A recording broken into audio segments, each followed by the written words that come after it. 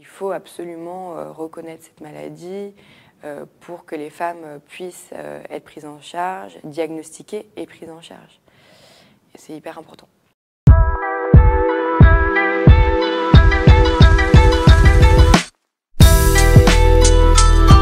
Alors, je m'appelle Joséphine, j'ai 28 ans, je suis auteure et réalisatrice et je suis atteinte du trouble dysphorique prémenstruel.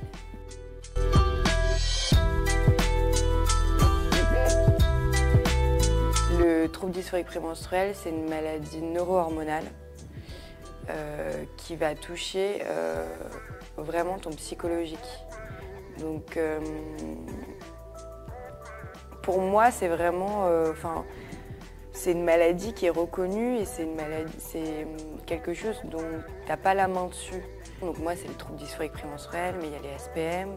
Je pense qu'il y a des femmes qui vivent aussi des SPM sévères, c'est pas forcément tous les mois. C'est ça qui fait que le TDPM est reconnu comme une maladie, c'est que c'est cyclique et que c'est tous les mois, quoi qu'il arrive. Et tous les mois, c'est des symptômes sévères.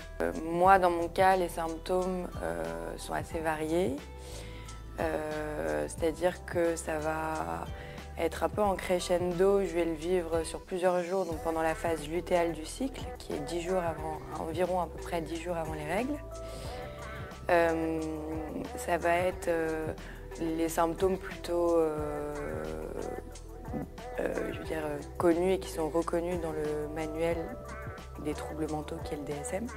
Donc ça va être, voilà, au premier plan, c'est évidemment des symptômes psychologiques, donc labilité émotionnelle, colère, irritabilité et surtout dépression, état dépressif. Moi, plus j'avance vers mon cycle, plus c'est des symptômes forts et puissants. Donc au début, ça va être plutôt quelque chose que je vais ressentir dans mon corps, où je ne vais pas me sentir moi-même dans mon propre corps, ou comme si j'étais intrus et qu'il fallait que je reprenne un peu Enfin, j'avais du mal à prendre le contrôle de mon corps. Et voilà, j'ai du mal à gérer mes émotions, à gérer ma colère, même j'ai des pensées intrusives. Et après, évidemment, ça va... Plus ça avance, plus je vais être très fatiguée, donc irritable, beaucoup de colère. Ouais, je vais faire des crises de colère et des crises de larmes.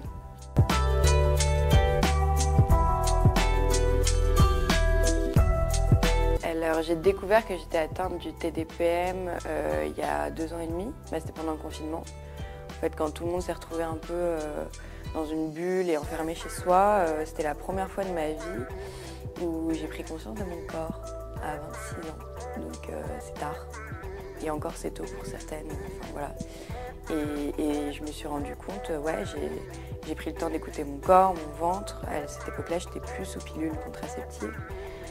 Donc ça m'a vraiment permis de voilà, comprendre un peu mon cycle, même si c'était pendant que 2 mois, mais quand même.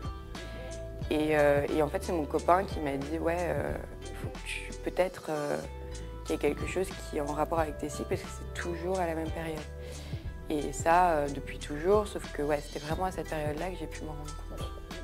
Et j'ai commencé à faire des recherches, notamment sur les réseaux sociaux, sur Internet, et j'ai vu que ça existait.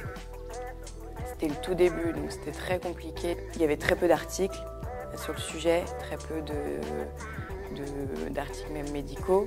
Donc ça a été un peu une errance pendant 1 an.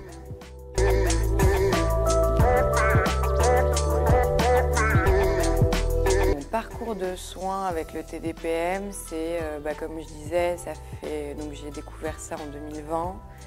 J'ai eu un diagnostic au bout presque 1 an. Donc je me suis auto-diagnostiquée au départ grâce à un tableau que mon gynécologue, donc c'est quand même un peu un diagnostic commun, mais il avait écrit un livre et dans ce livre-là, il y avait un tableau pour analyser tes cycles. Et donc j'ai rempli ce tableau et je me rendais compte qu'effectivement, pendant toujours la même période, donc c'est pendant 3 mois que tu dois faire une analyse de cycle, pas moins, parce que sinon ça peut varier. Là c'est vraiment 3 mois, c'est le minimum. Et je me suis rendu compte qu'effectivement j'avais des symptômes très sévères, toujours à la même période avant mes règles. Et que ça s'en allait pile le jour de mes règles, quoi. Il n'y avait pas du tout comme une libération le premier jour de mes règles. Donc ça a été comme ça. Donc ce gynécologue-là a voulu me prescrire une pilule, sauf qu'à l'époque, j'avais pas du tout envie de repartir sur un contraceptif. Parce que voilà, j'avais besoin de sentir mon corps et que c'était nouveau pour moi aussi cette maladie, enfin la prise de conscience. Donc j'avais besoin de la comprendre aussi, donc la vivre. Et donc j'ai commencé d'autres thérapies un peu alternatives pour essayer de me soigner. Ça a été très long et beaucoup aussi de médicaments, que ce soit naturels ou chimiques, pour essayer de voir ce qui me convient. Donc la sérotonine, les antidépresseurs naturels. J'ai essayé aussi j'avais aussi des anxiolytiques, des fleurs de bac, il y a plein de choses différentes. En fait, il y a autant de traitements possibles que de femmes en fait, qui sont atteintes de cette maladie. C'est dingue. Et chacune, on essaye d'adapter un peu à notre physiologie et maladie, quoi. Et aujourd'hui, je prends des anxiolytiques, du GABA et aussi des fleurs de bac de toutes sortes. Et je suis aussi, j'avais oublié, mais je reprends la pilule contraceptive en continu. Ça fait 3 mois. C'est censé un peu soulager tes symptômes, et pour l'instant, c'est compliqué. Donc je vais voir. Pour reprendre, en fait, le trouble dysphorique prémenstruel, c'est une maladie neuro-hormonale. Donc ça va être neurologique et hormonal. Donc ce qui, pour l'instant, les recherches c'est le début des recherches, mais ce qu'ils disent aujourd'hui, c'est que ça soigne grâce aux médicaments. Parce que ça va être les inhibiteurs de la récapture de la sérotonine, sélective de la récapture de la sérotonine, qui vont jouer sur les transmissions qui se passent dans le cerveau, je ne sais pas exactement. Mais voilà, ça va être beaucoup sur les médicaments que ça peut soulager. C'est grâce aux médicaments que ça peut soulager. Après, voilà, il y a les thérapies. Je pense que c'est très important d'avoir un accompagnement psychologique. Moi, j'en ai un, parce que c'est très dur de vivre ces périodes, ces phases. C'est des phases de grosse dépression que tu fais tous les mois pour aucune raison. Parce qu'il n'y a pas une dépression comme une maladie qui existe, c'est vraiment des états dépressifs. Et donc pour gérer ça, c'est important d'être encadré, ouais. Et le sport.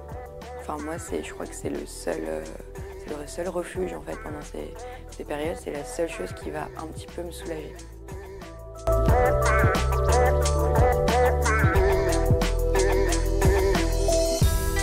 En fait, c'est une maladie qui est c'est une maladie qui est méconnue.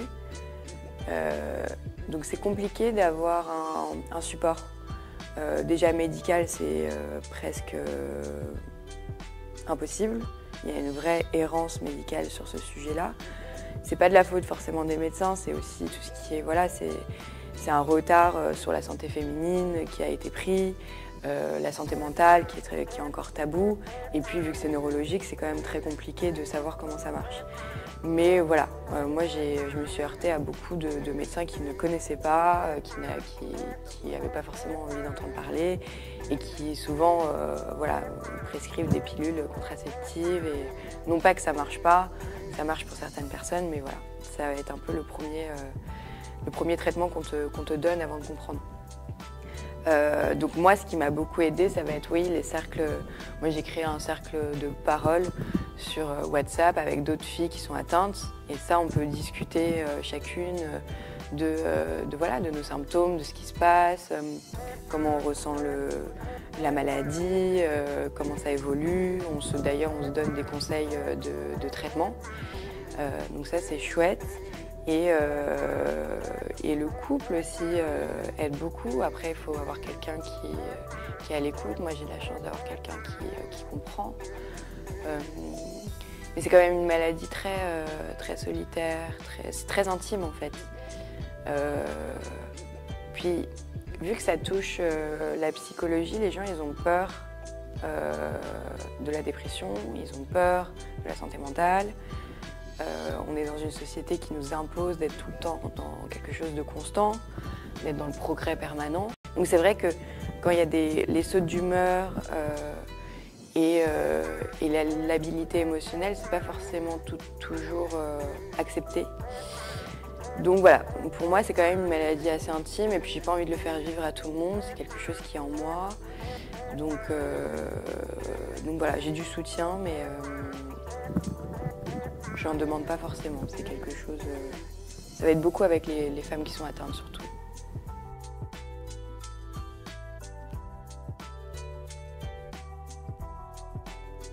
Le conseil que je donnerais numéro 1, c'est si vous pensez être atteinte de cette maladie, faites ce diagnostic un peu de cycle où vous analysez vos cycles pendant 3 mois pour voir si les symptômes sont récurrents et forts, sévères. Et à partir de là, allez essayer d'aller les trouver grâce à des associations comme TDPM France qui mettent en relation des patients vers des professionnels de santé et d'octomie aussi. Et se rapprocher de professionnels, il n'y en a pas beaucoup, mais ça existe un petit peu, et d'en parler avec d'autres femmes qui sont atteintes, moi, si vous voulez. Voilà, c'est important parce que c'est dangereux en fait cette maladie, parce que si tu ne sais pas que tu es atteinte, moi j'ai toujours pensé que j'étais quelqu'un d'un peu dépressif, mélancolique, même un peu bipolaire. Et quand j'ai eu mon diagnostic, ça m'a finalement un peu soulagée. Parce que je me suis dit en fait je vais pas être malheureuse toute ma vie, c'est juste cyclique et j'ai grand espoir qu'il y ait des solutions pour soigner, quoi. Donc voilà, se renseigner, se rapprocher et ne pas avoir peur d'en parler et de se rapprocher de femmes et de personnes atteintes.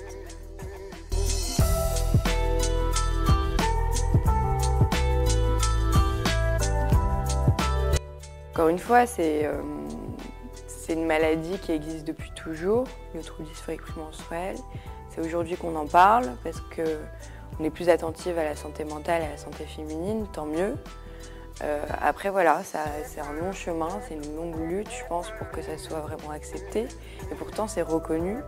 Et moi j'ai tendance à dire, c'est peut-être un peu malheureux comme comparaison, mais pour moi c'est l'endométriose il y a 10 ans, quoi. On est au tout début.